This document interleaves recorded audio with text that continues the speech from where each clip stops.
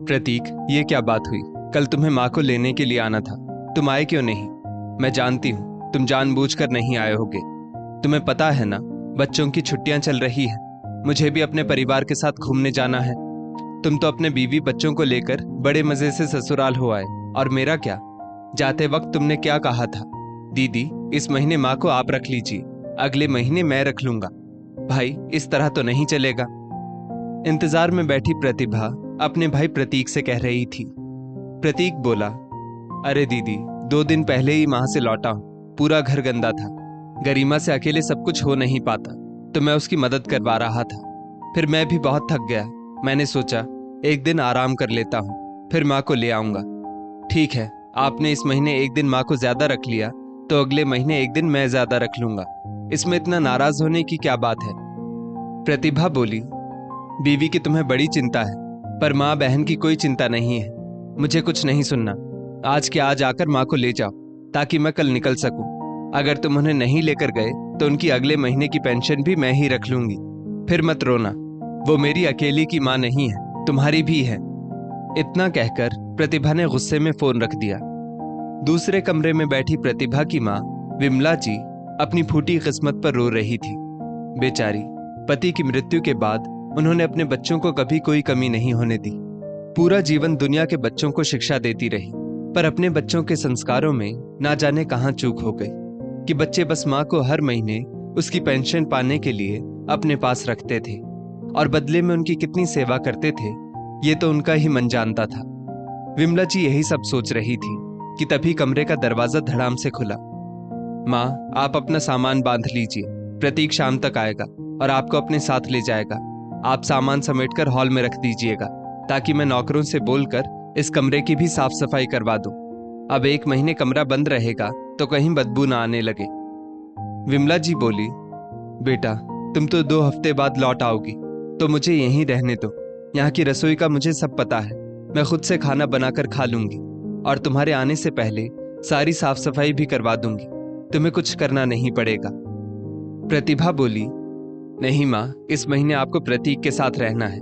याद है ना आपको, आपकी रिटायरमेंट के बाद आपका क्वार्टर खाली करते समय हमने यही तो तय किया था। अब आप बार बार ये सब बोलकर मेरा मूड मत खराब कीजिए। वैसे भी अभी मेरी पैकिंग नहीं हुई है। विमला जी बोली, बेटा, मैं तो इसलिए कह रही हूँ कि बार बार किसी सामान की तरह मुझे यहाँ से वहां मत भेजो। कभी कभी तो लगता है मेरा कोई अस्तित्व ही नहीं है। 2 बच्चे, 2 घर हैं, फिर भी स्थायी रूप से मेरा ही ठिकाना नहीं है। प्रतिभा चुपचाप मुंह बनाकर वहां से चली गई। शाम को प्रतीक माँ को ले जाने आया और बोला, दीदी, माँ की पासबुक बैग में है ना? प्रतिभा बोली, हाँ हाँ, बैग में ही है, और याद रखना अगले महीने एक दिन बाद इन्हें वापस यहाँ पहुंचाना। प्रतीक बोला, चलो माँ, बैंक होते हुए चलेंगे, पेंशन के पैसे भी निकालने हैं, और फिर आपकी दवाई भी तो लानी है।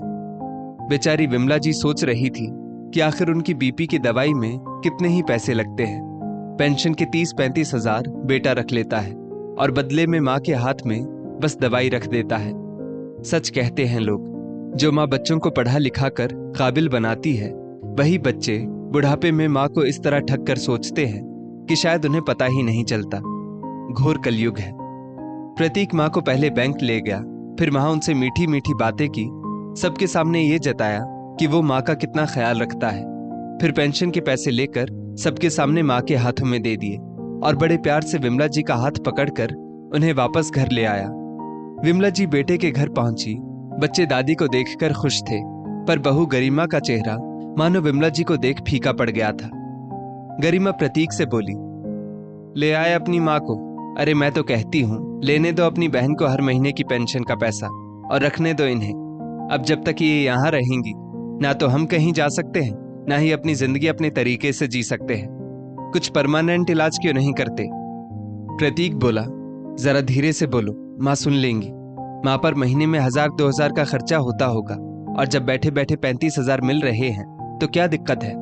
आज के समय में माँ जितनी पेंशन उठाती है, उतनी तो लोगों की तनख्वाह होती है। फिर प्रतीक विमला जी के पास आकर बोला, लाओ माँ, पैसे दे दो, गरिमा संभाल कर रख देगी, फिर जब जब आपको जरूरत होगी आप मांग लेना। विमला जी बोली, बेटा, तुम्हारे बच्चे बहुत अच्छे हैं, जो कभी मेरे किसी सामान को हाथ नहीं लगाते, तो मेरे पैसे मेरे बैग में भी रह सकते हैं। गरिमा झट से बोली, माँ जी, बच्चे तो मेरे अच्छे हैं क्योंकि उन्हें मैंने अच्छे संस्कार दिए हैं, पर नौकर चाकर की नीयत का कोई भरोसा नहीं। तो पैसे मुझे दे दीजिए, फिर मैं आपके लिए चाय नाश्ता लाती हूँ। विमला जी ने चुपचाप पैसे निकालकर बहू के हाथ में रख दिए। फिर क्या था, एक दो दिन बेटे बहू ने उनसे खाने के लिए पूछा। उसके बाद उनके कमरे में कोई झांकने तक नहीं आता था। सबके खाने के बाद नौकर 2 रोटी बची सब्जी में से थोड़ा सा अपने लिए रखता, थोड़ा विमला जी को दे देता, और विमला जी बिना कुछ कहे चुपचाप खा लेती थी।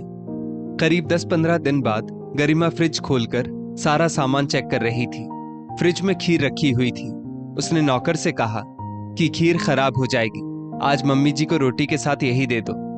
नौकर बोला, मेम साहब, पर यह खीर 2-3 दिन पहले की है। गरिमा ने आंखें दिखाई तो वो चुप हो गया और रात के खाने में उनको वही खीर खाने में दे दी। अगले ही दिन विमला जी की तबीयत खराब हो गई। सर्दी खांसी के साथ बुखार भी आ गया। दवाई की दुकान से कुछ दवाइयां लाकर प्रतीक ने विमला जी को दे दी। उनका बुखार तो उतर गया, परंतु कमजोरी और खांसी जाने का नाम नहीं ले रही थी, और रात होते ही उनकी खांसी बढ़ जाती थी, जिसकी आवाज से गरिमा की नींद पूरी नहीं हो पाती थी। गरिमा प्रतीक से बोली, अब बहुत हुआ, मैं इन्हें यहां नहीं रख सकती। अगर कोई बड़ी बीमारी हो गई तो मुझे और मेरे बच्चों को भी हो जाएगी। तो कुछ करो इनका, वरना मैं मायके चली जाऊंगी। अभी महीना पूरा होने में कुछ रोज बचे थे कि प्रतीक ने प्रतिभा को फोन करके अपने घर की स्थिति बताई। प्रतिभा बोली, मैं भी हर महीने के झंझट से परेशान हो गई हूं, इसका कोई तो उपाय करना होगा। प्रतीक बोला, दीदी, अगर बात हम दोनों तक सीमित रहेगी तो एक बात कहूं?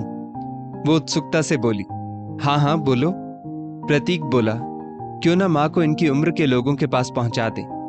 फिर प्रतीक ने अपनी पूरी योजना बताई और विमला जी को वृद्धाश्रम भेजने की तैयारी करने लगा। प्रतीक ने विमला जी से 6 ब्लैंक चेक पर साइन करवाए और बोला, माँ, बार बार आपको बैंक नहीं जाना पड़ेगा। पेंशन के पैसे मैं या दीदी निकाल लाएंगे। कल आपको कहीं लिए चलते हैं, वहां आपके जैसी बहुत सारी महिलाएं मिलेंगी। देखना, वहां आपका दिल लगा रहेगा। विमला जी जानती थी कि अगर वो कुछ भी सवाल करेंगी तो उन्हें चुप करवा दिया जाएगा, इसलिए उन्होंने चुपचाप हाँ कर दी, क्योंकि वर्षों बाद बेटा उन्हें कहीं ले जाने की बात कर रहा है। भोली माँ बेटे के मंसूबों को समझ ना सकी और बेटा उन्हें वृद्धाश्रम छोड़ आया, ये कहकर कि हर महीने मैं और दीदी आपसे यहाँ मिलने आते रहेंगे और पर्व त्योहार में आपको घर ले चलेंगे। विमला जी कुछ सोचकर चुप हो गई, क्योंकि घर पर परिवार होते हुए भी वो वहां अकेली ही होती थी। वो मुस्कुराकर बोली, अच्छा बेटा, इसलिए तुमने 6 महीने के पेंशन के कागजों पर मुझसे दस्तखत करवाए। अच्छा ही किया। बस थोड़े बहुत पैसे मुझे भी दे देना, ताकि मुझे यहाँ किसी के आगे हाथ ना फैलाने पड़े। प्रतीक ने विमला जी को कुछ पैसे दिए और वहां से चलता बना। 6 महीने बाद, दीदी, क्या आप नहीं चलोगी माँ से मिलने के लिए? प्रतीक प्रतिभा से बोला। प्रतिभा बोली, बस 5 मिनट में मैं बस स्टैंड पर पहुंच जाऊंगी, तुम गाड़ी लेकर वहीं आ जाओ, वहीं से चलेंगे। आधे पौने घंटे बाद दोनों भाई बहन विमला जी के पास पहुंचे। बेंच पर बैठी विमला जी दोनों बच्चों का मुंह निहार रही थी और दोनों बच्चे उनसे हालचाल ले रहे थे। प्रतिभा बोली, क्या बात है माँ, यहाँ खाना पीना ठीक से नहीं मिलता है क्या? आप कमजोर लग रही है। वो अपने कांपते हाथों से बेटी के सिर पर हाथ रखकर बोली, नहीं नहीं बेटा, सारी व्यवस्था अच्छी है। तभी प्रतीक बोला, नहीं माँ, लगता है आप जरूर कुछ छुपा रही हैं, हमें बताइए, हम मैनेजर से कंप्लेन करते हैं। विमला जी प्यार से बेटे के बालों को ठीक करते हुए बोली, बेटा, तुम दोनों ने मेरी इतनी अच्छी व्यवस्था की है, अब मुझे कोई दिक्कत नहीं है। फिर थोड़ा रुक कर विमला जी बोली, बेटा, क्या तुम मेरी पासबुक लाए हो? प्रतीक खुश होकर बोला, हाँ माँ, ये लो। विमला जी बोली, एक बात कहूं, बस पूछना मत कि मैं क्या करूंगी, पर मुझे 30-35 हजार रुपयों की जरूरत है। 30-35 हजार रुपए? प्रतिभा और प्रतीक ने संयुक्त स्वर में एक दूसरे को देखते हुए कहा। विमला जी बेटे के हाथ से पासबुक लेकर बोली, ठीक है, अगर तुम्हारे पास नहीं है तो मैं यहाँ के मैनेजर बाबू को अपनी पासबुक दे देती हूँ, वो हर महीने मेरे पैसे निकालकर मुझे दे देंगे। दोनों ने एक दूसरे को इशारा किया और अपने अपने पर्स से 15-15 हजार निकाल कर माँ को दे दिए। तभी बगल से गुजर रहे मैनेजर बाबू को विमला जी पैसे देते हुए बोली, मैनेजर बाबू ये लीजिए पैसे, और बड़े वाले कमरे में पंखा और कूलर की व्यवस्था करवाइए, और हाँ, एक फ्रिज भी मंगवा लीजिए, ठंडे पानी की व्यवस्था हो जाएगी। अगले महीने अगर फिर से पैसे मिल गए तो एक अच्छे से कमरे में एसी भी लगवा दीजिएगा। मैनेजर बाबू बोले, पर विमला जी, कूलर और एसी की क्या जरूरत है? आप तो पंखा भी बंद करके सोती हैं, फिर ये सब किसके लिए?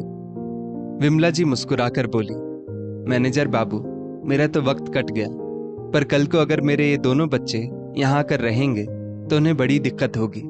ये भीषण गर्मी उनसे बर्दाश्त नहीं होगी, क्योंकि उन्हें सुख सुविधा की आदत है। जैसे मुझे यहाँ पहुंचाकर मेरे बच्चों ने माँ के बुढ़ापे का इंतजाम किया, तो माँ अपने फर्ज से पीछे कैसे हट सकती है? पैसे देकर विमला जी उठकर वहां से चली गई तो दोनों बच्चे एक दूसरे का मुंह ताकने लगे। दोनों का आश्चर्य अवश्य हुआ, परंतु उनके चेहरे पर अवसाद व पश्चाताप की एक लकीर भी थी, जो कि उनके आने वाले भविष्य के चलचित्र को दिखा रही थी। विमला जी अपनी पासबुक लेकर अंदर चली गई। पीछे से बेटा बेटी मैनेजर से बोले, गलती से माँ पासबुक भी लेकर चली गई। मैनेजर बाबू बोले, वो गलती से आपका कुछ नहीं ले गई, जो उनका था वो वही ले गई है, और उन्होंने कहा है कि आइंदा से आप दोनों यहाँ मत आइएगा, जब भविष्य आपको यहाँ छोड़ जाएगा तभी आइएगा। दोस्तों, कई बार बच्चे ये भूल जाते हैं जब वो अपने माता पिता को दे रहे हैं, कल वही उनके बच्चे उन्हें लौटाएंगे। अपना अंधकार वाला भविष्य वो खुद अपने हाथों से लिख रहे हैं। इस स्टोरी को लेकर आपकी क्या राय है, नीचे कमेंट करके जरूर बताइएगा, और ऐसी ही और भी बेहतरीन वीडियोस के लिए हमारा पेज जरूर फॉलो करें। धन्यवाद।